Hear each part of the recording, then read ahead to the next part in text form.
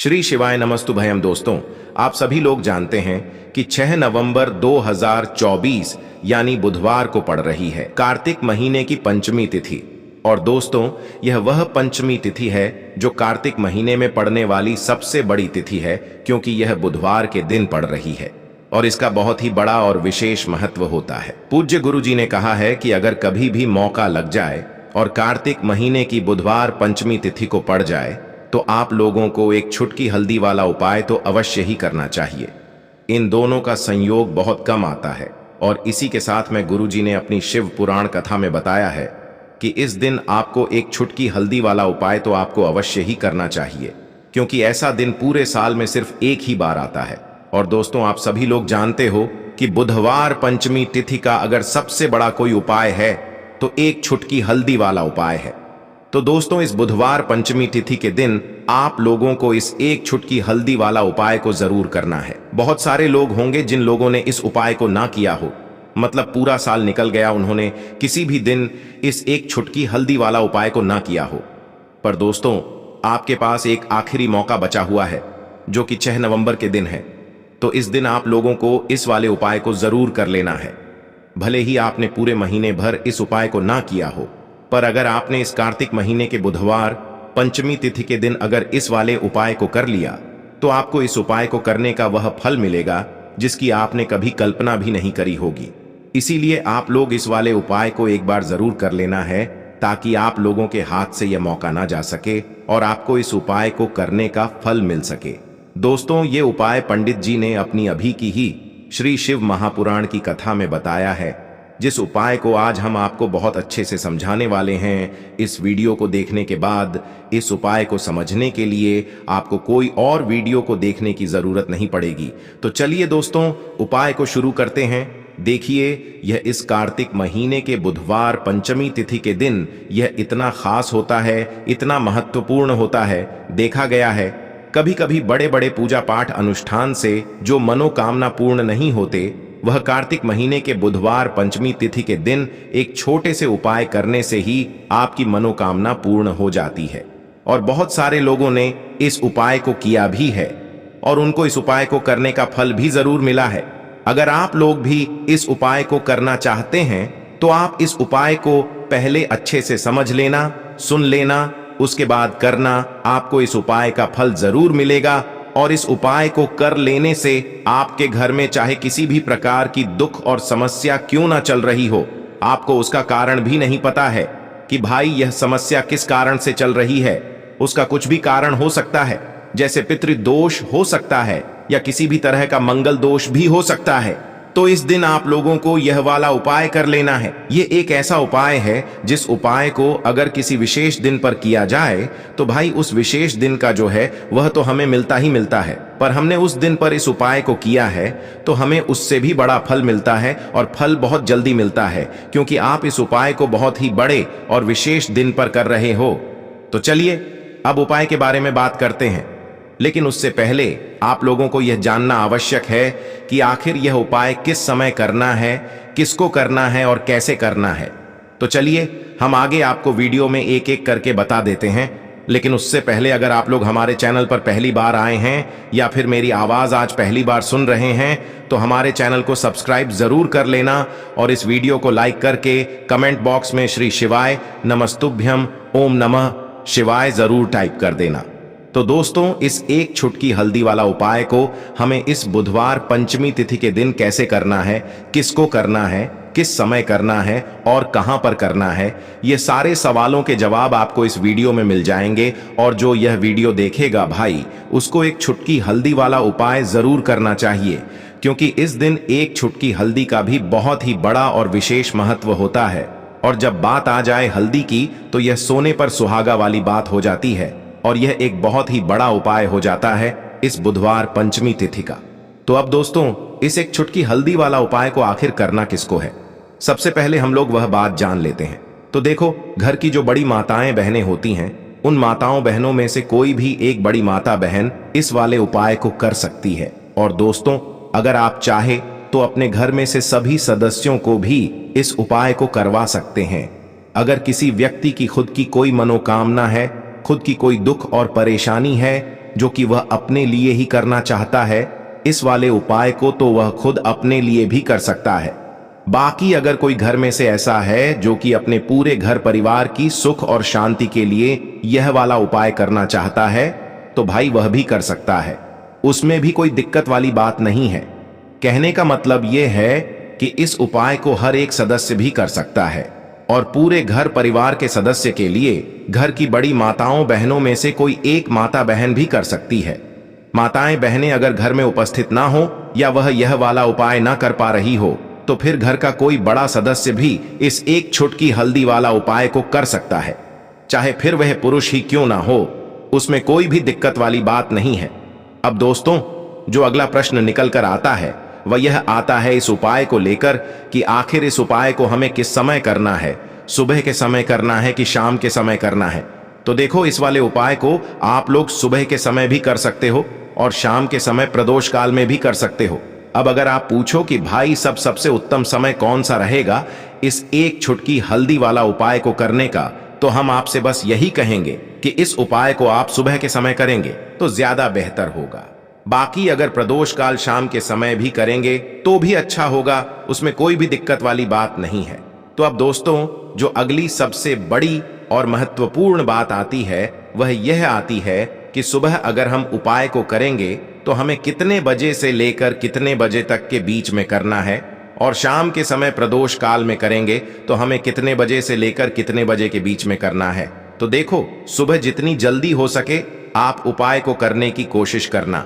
बाकी अगर किसी कारणवश लेट भी हो जाओ, थोड़ी देर भी हो जाए, तो 10 या 11 बजे तक भी आप उपाय कर लेना, पर 12 बजे से ज्यादा देरी ना हो, ठीक है? इस बात का ध्यान रखना। उसके बाद में दोस्तों, अगर शाम के समय प्रदोष काल की बात करें, प्रदोष काल का जो समय होता है वो शाम के 6 बजे से शुरू हो जाता है। मतलब शाम के 6 बजे से लेकर 7 बजे के बीच का जो समय होता है, यह समय प्रदोष काल का समय होता है।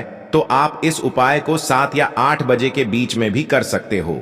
मतलब शाम के 6 बजे से रात 8 बजे के बीच में आप कभी भी इस वाले उपाय को कर सकते हो, उसमें कोई भी दिक्कत वाली बात नहीं है। तो कार्तिक का महीना ही है जो आपको धन दौलत पुण्य दोनों ही देने वाला है। कार्तिक के महीने में तुलसी का पूजन करके, श्री हरि विष्णु से जुड़े हुए कुछ उपाय करके आप अपने जीवन की निर्धनता, धन से जुड़ी समस्याएं, कर्जे से जुड़ी समस्याओं को हमेशा के लिए दूर कर सकते हैं। तो यह वही महीना है जिस माह में भगवान विष्णु योग निद्रा से जागते हैं। भगवान विष्णु को तुलसी अति प्रिय है, इसलिए उनकी पूजा में भी विशेष रूप से हम तुलसी का उपयोग करते हैं। और बिना तुलसी दल के, बिना तुलसी मैया के श्री हरि विष्णु की पूजा और उनका भोग दोनों ही अधूरे होते हैं। इसीलिए कार्तिक के महीने में ऐसा उपाय आपको बताने वाले हैं जिसे करने से श्री हरि विष्णु की असीम कृपा आपको मिलेगी और मां तुलसी से ऐसा आशीर्वाद मिलेगा, जीवन का हर दुख, हर कष्ट, गरीबी, निर्धनता, कर्जे से जुड़ी समस्याएं, सब कुछ ही आपके जीवन से दूर हो जाएगा और सुख, समृद्धि, धन, वैभव, ऐश्वर्य सब कुछ आपको अपने जीवन में आसानी से मिलने लगेगा। तो चलिए बात कर लेते हैं कि कौन सा उपाय है तुलसी के पौधे में, कौन सी चीज आपको रखनी है और इस उपाय को किस समय करना है। देखिए, सबसे पहले तो आपको बता दें कि अगर आपके घर में तुलसी का पौधा नहीं है तो कार्तिक के महीने में एक तुलसी का पौधा अपने घर में लाकर जरूर लगाएं, क्योंकि कार्तिक के महीने में जो लोग अपने घर में तुलसी जी का पौधा लाकर लगाते हैं, मां तुलसी का पूजन करते हैं, कभी भी मां तुलसी उनके घर में निर्धनता नहीं रुकने देती हैं। हमेशा उनके घर में धन की वृद्धि होती है, धन की वर्षा होती है। तो जरूर से तुलसी का पौधा आप कार्तिक के महीने में अपने घर जरूर लेकर आएं और अच्छे से आपको मां तुलसी का पूजन करना है। मां तुलसी के पौधे की देखभाल करनी है। और वह कौन सी चीज है जो आपको तुलसी के पौधे में कार्तिक के महीने 6 नवंबर बुधवार पंचमी तिथि में रखना है, और कैसे यह चीज रखते ही रातों रात आपके जीवन में चमत्कार होगा और आपके भाग्य का भी आपको साथ मिलेगा। तो जिस तरह से श्री हरि विष्णु को मां तुलसी बहुत प्रिय है, उसी तरह से श्री हरि विष्णु को हल्दी बहुत प्रिय है। तो 2 से 3 चुटकी आपको पिसी हुई हल्दी लेनी है। अगर आपके पास साबुत गांठ वाली हल्दी है तो आप उसको पीसकर उसका पाउडर बना लें। अब आपको करना क्या है, इस हल्दी के अंदर थोड़ा सा जल डालकर इसका गाढ़ा गाढ़ा घोल बना लेना है। साथ ही साथ आपको यहाँ पर एक कलावा लेना है, यानी एक मौली धागा यहाँ पर आपको लेना है। और इस मौली धागे के अंदर आपको 3 गांठ लगानी है। तीनों गांठ के ऊपर आपको मां लक्ष्मी और श्री हरि विष्णु का ध्यान करना है। 3 गांठ लगाने के बाद इस मौली धागे को आपको अच्छे से हल्दी में लपेट देना है, यानी हल्दी अच्छे से इस मौली धाग के ऊपर आपको लगा देनी है। अब आपको एक देसी घी का दीपक तैयार करना है और तुलसी जी के पौधे के पास आपको बैठ जाना है। दीपक देसी घी का गोल बाती का आपको यहां पर तैयार करना है। तो तुलसी के पौधे को पहले आप जल अर्पित करेंगे। उसके बाद आपको क्या करना है, जो मौली धागा आपने तैयार करा है, ये मौली धागा आपको तुलसी जी के पौधे में बांधना है। अपनी मनोकामना धन संपदा की कामना को कहते हुए, मतलब जो भी आपको अपने जीवन में चाहिए, धन चाहिए, कर्जे से छुटकारा चाहिए या कुछ और ऐसी चीज जो आपको अपने जीवन में नहीं मिल रही है ना, जो भी आपकी मनोकामना है, आपको मां तुलसी से यहां पर कहना है। और दीपक लगाते समय आपको बोलना है कि यह दीपक हे तुलसी मैया, मैंने श्री हरि विष्णु के लिए लगाया है और आपकी कोई भी बात श्री हरि विष्णु कभी नहीं टालते हैं। तो मेरे जीवन में हमेशा धन सुख समृद्धि आए, धन में वृद्धि हो और होती चली जाए, और आपकी कृपा हमेशा मुझ पर बनी रहे। श्री हरि विष्णु सहित आप हमेशा मेरे घर में पधारें। तो इस तरह से आपको प्रार्थना कर लेनी है। और जो आपने मौली धागा लिया था, यह आपको तुलसी जी के पौधे में बांधने के बाद आपको 11 बार श्री हरि विष्णु का मंत्र बोलना है। अगर मंत्र ध्यान नहीं रहता है तो ऐसे ही आप जय श्री हरि विष्णु जय माता लक्ष्मी इस तरह से 11 बार बोल देंगे। और मंत्र है ओम नमो भगवते वासुदेवाय नमः। यह मंत्र आपको बोलना है। थोड़ी सी मिश्री अगर आपके पास हो या चक्कर के दाने हो तो वो आपको मां तुलसी को अर्पित कर देने हैं। अब देखिए, जब आप यह मौली धागा विशेषकर कार्तिक के महीने में तुलसी जी के पौधे में बांधते हैं, मां तुलसी से अपनी मनोकामना कह देते हैं, धन संपदा के लिए कह देते हैं, तो कभी आपके घर में धन की कमी होती ही नहीं है। क्योंकि यह वही महीना है, कार्तिक का महीना, जिसमें मां तुलसी का हम विशेष रूप से पूजन करते हैं। मां तुलसी का विवाह इसी महीने में किया जाता है। तो मां तुलसी के पूजन के लिए पूरे साल में, मतलब 12 महीने में सबसे उत्तम अगर कोई महीना है तो वह कार्तिक का ही महीना होता है। कार्तिक के महीने में श्री हरि विष्णु का पूजन हम करते हैं, मां लक्ष्मी का पूजन करते हैं, दीपावली हम मनाते हैं, और भी बहुत सारे तीज त्योहार हैं जो कार्तिक के महीने में ही हम मनाते हैं। क्योंकि कार्तिक के महीने में श्री हरि विष्णु योग निद्रा से जागते हैं और उसके बाद से सारे शुभ काम की शुरुआत हो जाती है। इसीलिए कार्तिक का महीना बहुत उत्तम है इस उपाय के लिए। वैसे तो यह उपाय आप पूरे साल में कभी भी कर सकते हैं, बस रविवार के दिन आपको यह उपाय नहीं करना है और एकादशी के दिन भी आप यह उपाय नहीं कर सकते हैं। देखिए, इसके अलावा आपको तुलसी जी के पौधे के पास कार्तिक के महीने में दीपदान जरूर करना है। मतलब तुलसी के पौधे के पास आपके घर में जहां भी तुलसी जी का पौधा लगा है उस स्थान पर आपको दीपक जरूर लगाना है। अब देखिए, दीपक जो आप लगाएंगे उसे आपको सीधे सीधे जमीन पर नहीं रखना है। बहुत सारे लोग दीपक लगाते हैं तुलसी जी के पौधे के पास और जमीन पर उस दीपक को रख देते हैं। कोई भी प्लेट ले लें, ठीक है ना, फूल की पंखुड़ियां रख लें या फिर अक्षत रख लें। एकादशी के दिन दीपक के नीचे अक्षत नहीं रखना है। बस इस चीज का ध्यान रखें। तो कार्तिक के महीने में तुलसी जी के पौधे के पास जो लोग दीपक लगाते हैं उनके घर में प्रतिदिन, प्रति महीने, प्रति साल धन बढ़ता चला जाता है। तो तुलसी का पौधा अगर आपके घर में लगा है तो आपको कभी भी तुलसी जी के पौधे के पास अंधेरा नहीं रखना है, क्योंकि यह मां तुलसी है। इसीलिए यहाँ पर शाम के समय, मतलब तुलसी जी के पास शाम के समय में दीपक आपको जरूर जलाना है। इसी के साथ कार्तिक के महीने में एक काम आपको और करना है। देखिए, मां तुलसी जो है ना, इन्हें श्रृंगार बहुत प्रिय है। तो कार्तिक के महीने में आप तुलसी जी के पौधे पर एक चुनरी लाकर जरूर चढ़ाएं। मतलब मां तुलसी को एक लाल चुनरी जरूर से अर्पित करें। आप हरे रंग की चुनरी भी इन्हें अर्पित कर सकते हैं, क्योंकि हरा रंग और लाल रंग यह मां तुलसी को बहुत प्रिय है। और कार्तिक के महीने में अगर कोई भी व्यक्ति गुरुवार के दिन मां तुलसी को चुनरी अर्पित करता है, मां तुलसी कभी भी उसके जीवन में दुख कष्ट रुकने नहीं देती हैं। हमेशा उसके घर में सुख और समृद्धि आती है।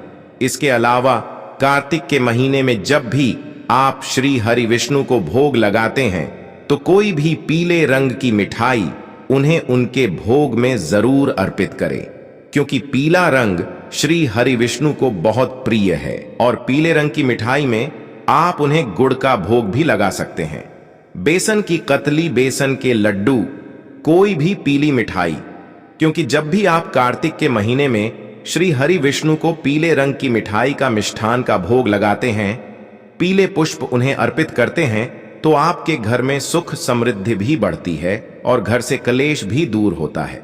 तो जरूर से इस उपाय को कार्तिक के महीने में करें, क्योंकि श्री हरि विष्णु की कृपा से आप बहुत जल्दी धनवान बनते हैं और आपका घर धन से भरता चला जाता है और जितने भी जीवन में दुख हैं, कष्ट हैं, वो आपके जीवन से दूर हो जाते हैं। तो आज की वीडियो में कार्तिक के महीने का बहुत ही उत्तम उपाय आपको बताया है। साथ ही कार्तिक के महीने के नियम बताए हैं कि कौन कौन सी चीजें आपको कार्तिक के महीने में करनी चाहिए, किस तरह से मां तुलसी का पूजन करना चाहिए। जरूर से आप इन नियमों को अपनाएं। कार्तिक के महीने में मां तुलसी का पूजन करें और फिर देखें एक साल में कैसे आपका भाग्य चमकता है और कैसे आप धनवान बनते हैं। तो दोस्तों, यह थे पूज्य गुरुजी द्वारा बताए गए कुछ बहुत ही खास उपाय। अगर आपको जानकारी अच्छी लगी हो तो वीडियो लाइक करिएगा। मिलते हैं फिर एक नए वीडियो के साथ। श्री शिवाय नमोस्तुभयम्।